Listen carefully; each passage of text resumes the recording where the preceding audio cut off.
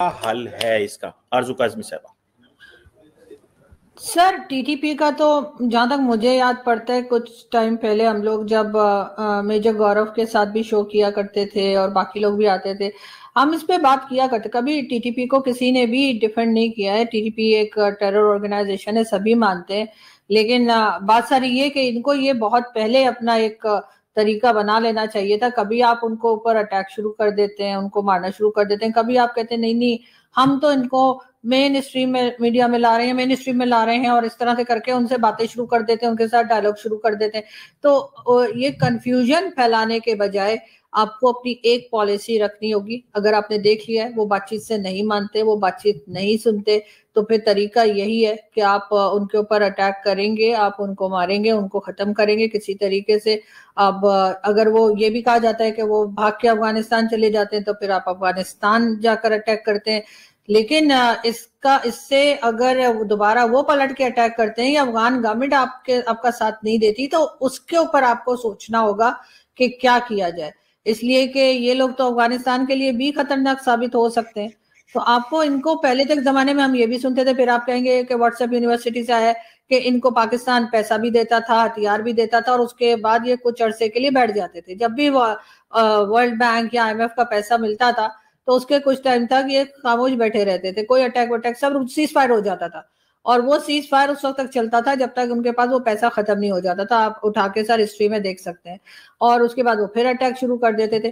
तो एक बार सोच लीजिए कि आपने क्या करना है। ये जो गुड तालिबान और बैड तालिबान वाला चूरन हमने खिलाया था ना लोगों को, ये अब हमारे गले पड़ रहा है। ये गुड तालिबान कौन से होते हैं? जो कहीं और जाकर लोगों को मारे। बैड तालिबान कौन से हैं? जो हमारे ऊपर ही अटैक शुरू कर दे। तो सर ये गुड तालिबान बैड तालिबान हमने नहीं करना चाहिए था, और इसी वजह से हम ये भुगत रहे।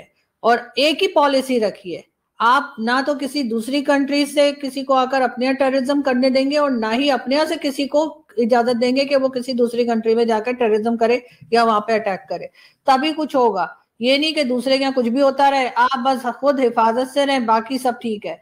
तो जाहिर है इसके लिए पॉलिसी एक प्रॉपर बनानी होगी, और देखना होगा आपको, बहुत ख्याल से देखना होगा कि क्या हो रहा है और किस तरीके से इसको हैंडल किया जाए।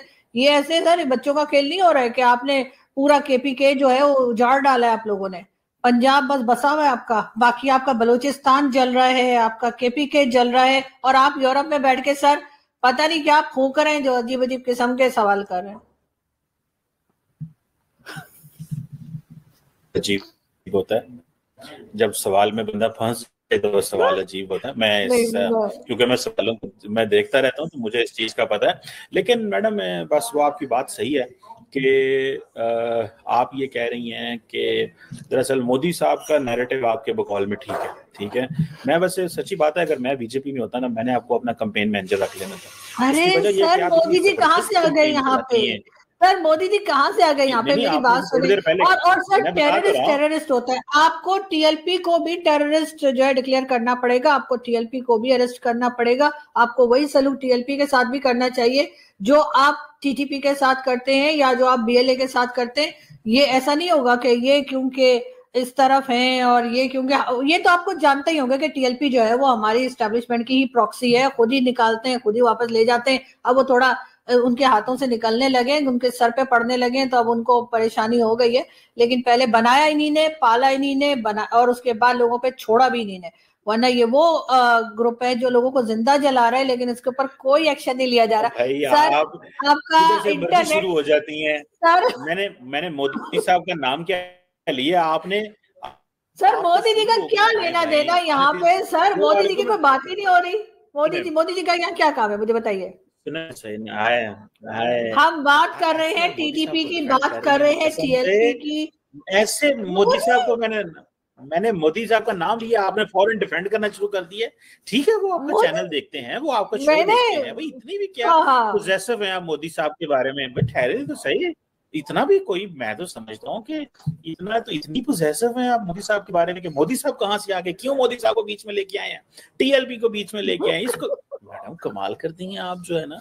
चले मर्जी आपकी, this is everyone has the right. Sir हम सर BLA की बात कर रहे हैं, हम TTP की बात कर रहे हैं, TLP की बात कर रहे हैं, और आप बार-बार मोदी की तरफ चले जाते हैं। मुझे मना किया जा रहा है, नहीं सर, बात करें सर, ये बिल्कुल वैसा ही है। जब मैंने सर आर्मी की बात की, मैंने फील्ड मार्शल साहब की बात की, मैंने आर्मी चीफ की बात की, तो सर आपको भी तो आप कैसे उछल रहे थे सर उस वक्त? अरे हम तो उनकी बात ही नहीं कर रहे थे। तो सर अच्छा अभी शर्त लगा लीजिए सर शर्त लगा लीजिए, वो एक्सटेंशन लेंगे मेरे से, आप शर्त लगा लीजिए। अगर उन्होंने एक्सटेंशन लिया तो मेरी बात सुने, मैं देखिए आर्मी चीफ और वो इसी बेस पे एक्सटेंशन लेंगे कि जी अफगानिस्तान भी वो यही सी बात पे लेंगे कि अफगानिस्तान और भारत से खतरा है तो जिनको एक्सटेंशन दे दीजिए। क्यों सर? उनके बाद जिन्होंने आर्मी चीफ बनना है वो उनको कुछ काम नहीं आता क्या?